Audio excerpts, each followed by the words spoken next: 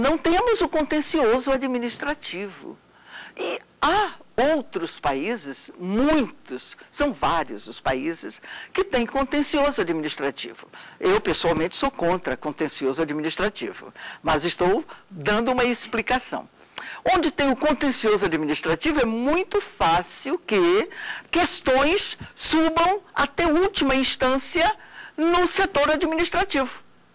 Nós não temos nesses países, a França é um deles, nós não temos a possibilidade de uma revisão por um juiz de ato administrativo.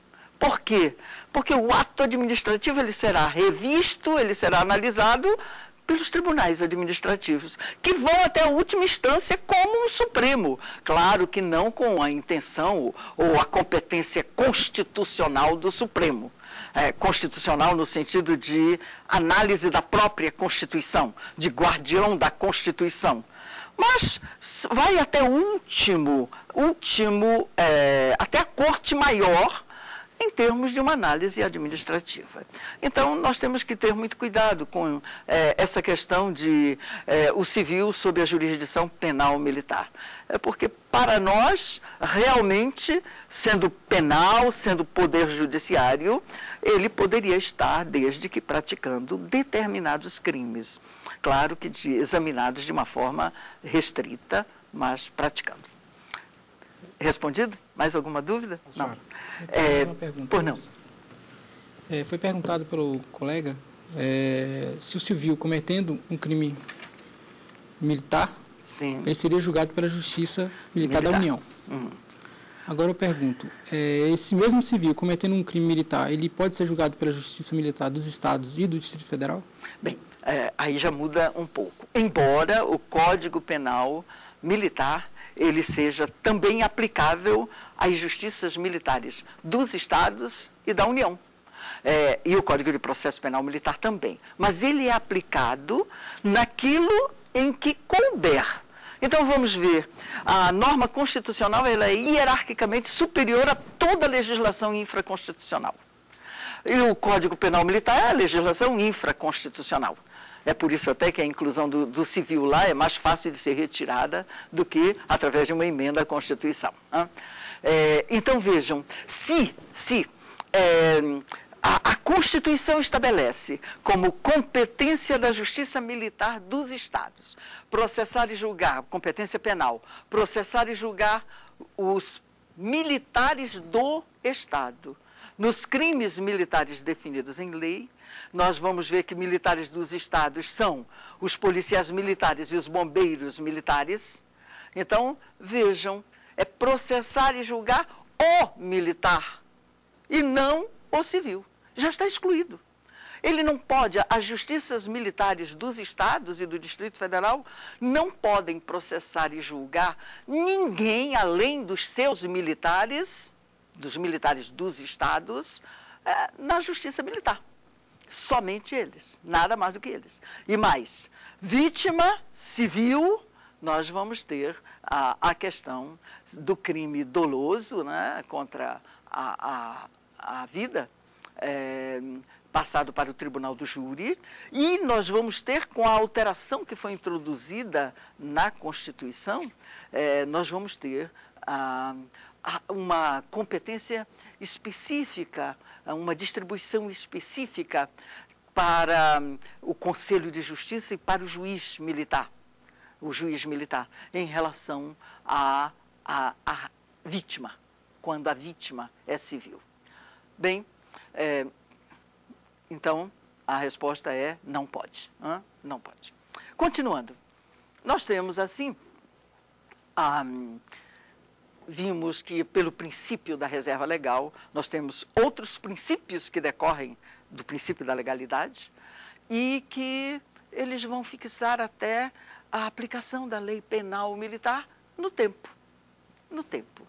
Eu quero realçar que esses princípios que eu referi estão presentes em qualquer Código Penal.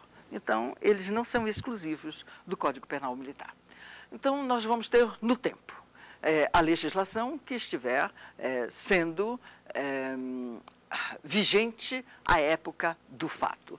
E vamos ter também, na parte geral do Código Penal Militar, aquelas noções, aquelas regras necessárias à aplicação da lei penal militar no espaço.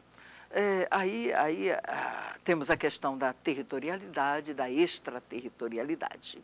Nós temos alguns artigos do Código, não vou me deter a ler esses artigos, porque o tempo não permite isso, mas nós temos alguns artigos que vão exatamente permitir que seja possível identificar a jurisdição penal militar se impondo em todo o território nacional, como a legislação federal se impõe.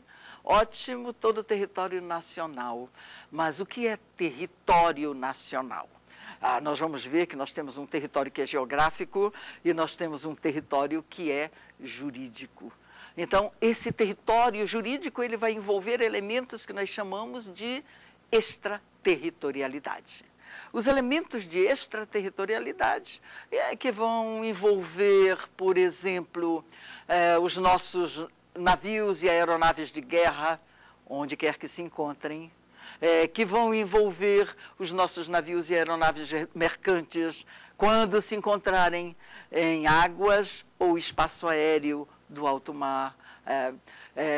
As nossas águas territoriais já integram o nosso território, a plataforma submarina, até aquela dimensão estabelecida em convenções internacionais, o alto mar também. Quais são os nossos direitos em termos de um mar patrimonial, que são muito relativos, poucos, parciais mesmo, mas as nossas embaixadas, a ficção de extraterritorialidade de uma embaixada.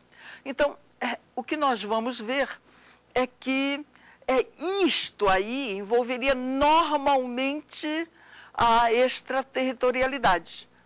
Mas tem algo mais que envolve a extraterritorialidade no sistema penal militar. É que o crime, quando praticado, por exemplo, contra o patrimônio sob administração militar, nós temos representações militares pelo mundo todo.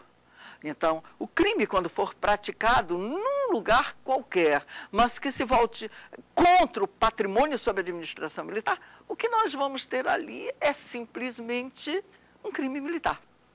E quem é o autor, quem é o agente, não importa.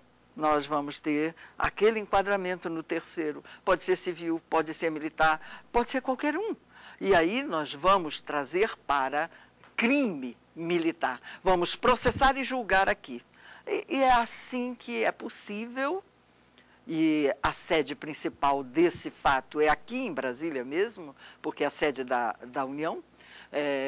Então, nós temos aqui na nossa auditoria, e já tivemos, processos, por exemplo, instaurados contra um militar e 3 americanos que agiram em coautoria para um determinado fim. Então, qual fim? O fim foi contra o patrimônio e contra a administração militar. E contra o patrimônio submetido à administração militar. E os 3 americanos também foram processados e julgados aqui pelo crime militar. Eles não entraram no Brasil. Eu não mandei expedir mandado de prisão para colocar nos aeroportos para o caso de um dia eles quererem entrar no Brasil, porque eles também foram processados e julgados lá pelo crime, só com outro nome, mas pelo mesmo crime que eles praticaram, 3 crimes que eles praticaram contra o país estrangeiro, foram condenados, e na pena deles aqui eu deveria fazer a dedução daquilo que eles foram punidos pelo mesmo fato lá. A legislação determina isso. Não houve necessidade de fazer isso, porque carta rogatória é a coisa mais difícil de fazer aqui no Brasil. E demorou tanto tempo, eu separei os processos, o militar de um lado e os 3 americanos do outro, mas mesmo assim demorou, e quando eles foram julgados finalmente, pela pena em concreto, foi declarada a prescrição. E com isso a extinção da punibilidade deles. Mas com a pena em concreto. Não dava para declarar essa prescrição com a pena em abstrato. Então, nós temos essa amplitude. E tem mais. Se nós olharmos que nós temos forças de paz, forças brasileiras integrando forças de paz da ONU, nós vamos ver que, simplesmente, nesses lugares, os crimes militares podem ocorrer. E ocorrem.